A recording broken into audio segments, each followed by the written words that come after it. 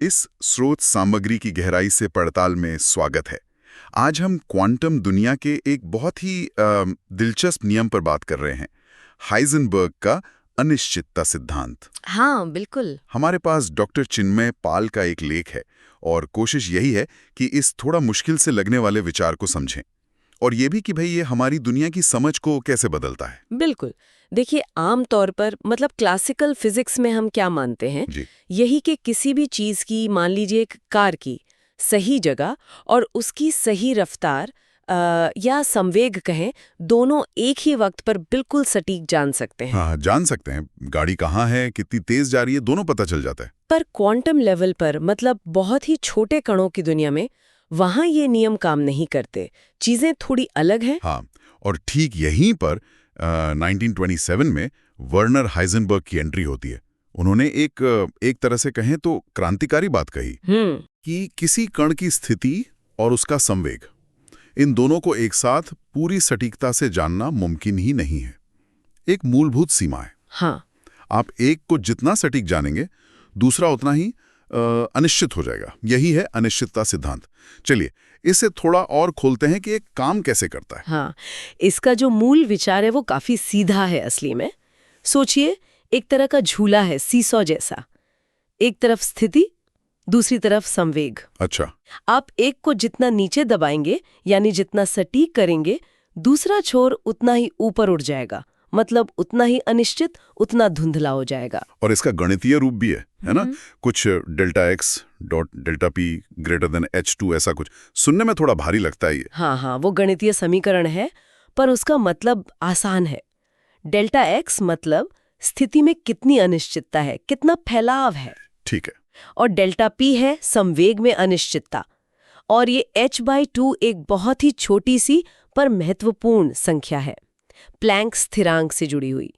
ये दिखाती है कि क्वांटम दुनिया में एक न्यूनतम अनिश्चितता हमेशा रहेगी ही। सबसे जरूरी बात शायद ये है जो आपने कही कि ये हमारी मशीनों की गड़बड़ नहीं है। नहीं, बिल्कुल नहीं। यही तो खास बात है। ये कोई हमारी मापने की तकनीक की कमी नहीं है। ये प्रकृति का ही एक बुनियादी गुण है। कणों का स्वभाव ही ऐसा है। अच्छा, मतलब ये हकीकत का हिस्सा है, कोई तकनीकी रुकावट नहीं। इसे समझने के लिए कोई रोजमर्रा का उदाहरण सोच सकते हैं क्या? हाँ, सोचिए। मान लीजिए एक अंधेरे कमरे में एक बहुत तेज गेंद चल रही है। आप उसकी फोटो लेना चाहते हैं। अगर आप फ्लैश बस एक पल के लिए चमकाते हैं, बिल्कुल छोटा सा फ्लैश, तो क्या होगा? आपको गेंद की जगह एकदम साफ पता चल जाएगी। फोटो में वो ठहरी हुई दिखेगी। हाँ, बिल्कुल पक्की जगह। पर वो कितनी तेज चल रही थी, ये अंदाजा लगाना मुश्किल होगा, क्योंकि फोटो में कोई मूवमेंट नहीं दिखी। सही। अब दूसरा केस सोचिए। आप फ्लैश थोड़ी ज्यादा देर तक जलाए रखते हैं, तो तस्वीर में गेंद की हरकत का एक धुंधला सा मोशन ब्लर आएगा। हाँ, लकीर सी बन जाएगी। बिल्कुल, उससे आपको उसकी गति का अंदाजा लग जाएगा, पर अब उसकी सटीक स्थिति क्या थी उस दौरान, ये बताना मुश्किल हो जाएगा। वो धुंधली हो गई। अच्छा, तो क्वांटम माप भी कुछ ऐसे ही हैं। एक को साफ करो तो दूसरा धुंधला। हाँ, एक तरह से वैसा ही है।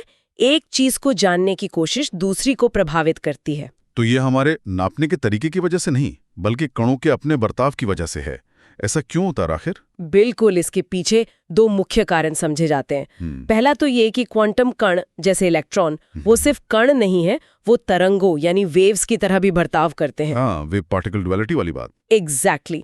और तरंग की प्रकृति ही होती है कि उसकी कोई एक पिन पॉइंट लोकेशन नहीं होती, वो फैली हुई होती है।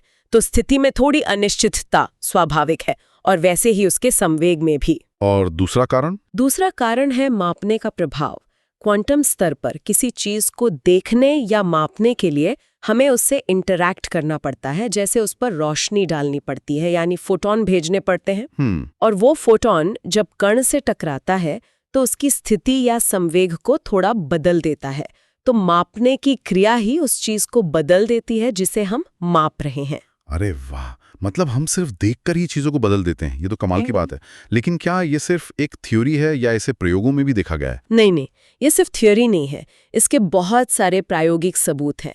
एक क्लासिक उदाहरण है इलेक्ट्रॉन विवर्तन या इलेक्ट्रॉन डिफ्रैक्शन। वो क्या होता है? जब आप इलेक्ट्रॉनों की एक बीम को बहुत ही पतली झिरी एक स्लिट से गुजारते हैं, तो वो स्लिट क्या करती है? वो इलेक्ट्रॉन की स्थिति को बहुत सीमित कर देती है ना, मतलब डेल्टा एक्स बहुत छोटा हो जाता है। हाँ, क्योंकि वो बस उसी झिरी से निकल सकता है। बिल्कुल।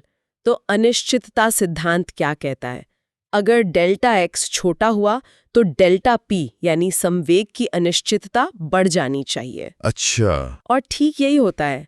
झिरी से निकलने के बाद इलेक्ट्रॉन सीधे जाने के बजाय फैल जाते हैं, एक विवर्तन पैटर्न बनाते हैं, जैसे कोई तरंग फैलती है।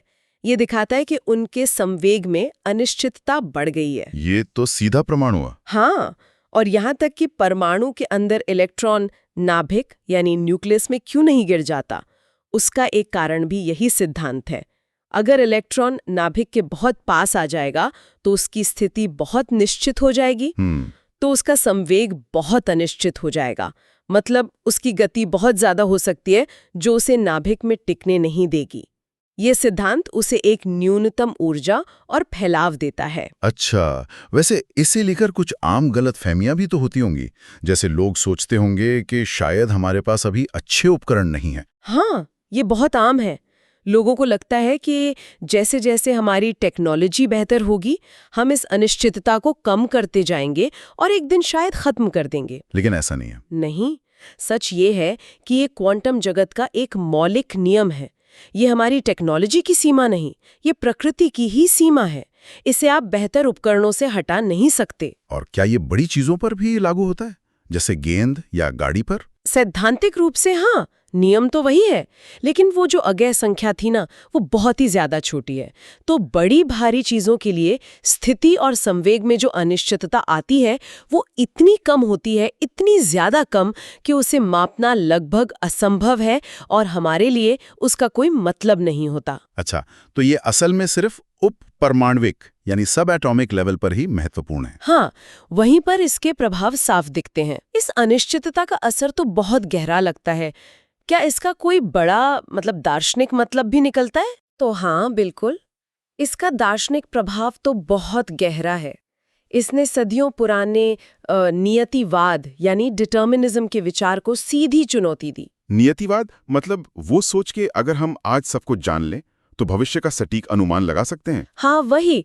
क्लासिकल भौतिकी इसी पर आधारित थी कि अगर आप किसी सिस्टम की वर्तमान स्थिति और गति पूरी तरह जानते हैं तो आप उसके भविष्य की पूरी भविष्यवाणी कर सकते हैं। पर अनिश्चितता सिद्धांत कहता है कि आप वर्तमान को ही पूरी सटीकता से नहीं जान सकते। बाप रे! तो भविष्य की सटीक भविष्यवाणी कैसे होगी? क्वांटम दुनिया संभावनाओं यानी प्रोबेबिलिटीज पर चलती है, निश्चित परिणामों पर नहीं।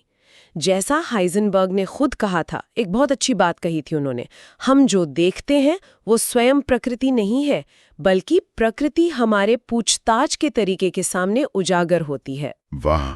मतलब हम वास्तविकता को वैसे नहीं देखते जैसी वो है, बल्कि वैसे देखते हैं जैसी वो हमारे मापने पर दिखती है। कुछ ऐसा ही। अच्छा, ये तो हुई गहरी बातें।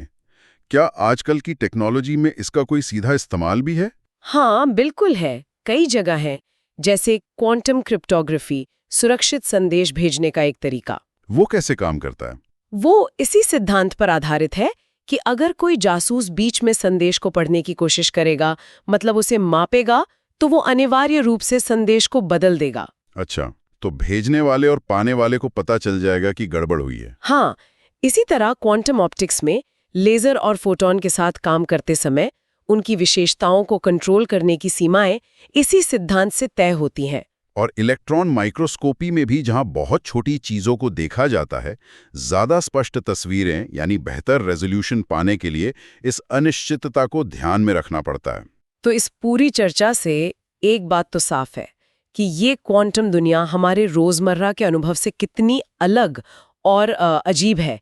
यहाँ जानने की भी अपनी सीमाएं हैं, और वो सीमाएं किसी इंसान या मशीन ने नहीं, बल्कि खुद प्रकृति ने तय की हैं। बिल्कुल। और ये हमें एक ज्यादा गहरे सवाल पर सोचने को भी छोड़ जाता है। अगर किसी चीज को देखना या मापना ही उसे अनिवार्य रूप से बदल देता है, तो क्या कोई ऐसी वास्तविक, वस्तुनिष्ठ वास्तविकता है भी जिसे हम कभी बिना बदले जान सकें?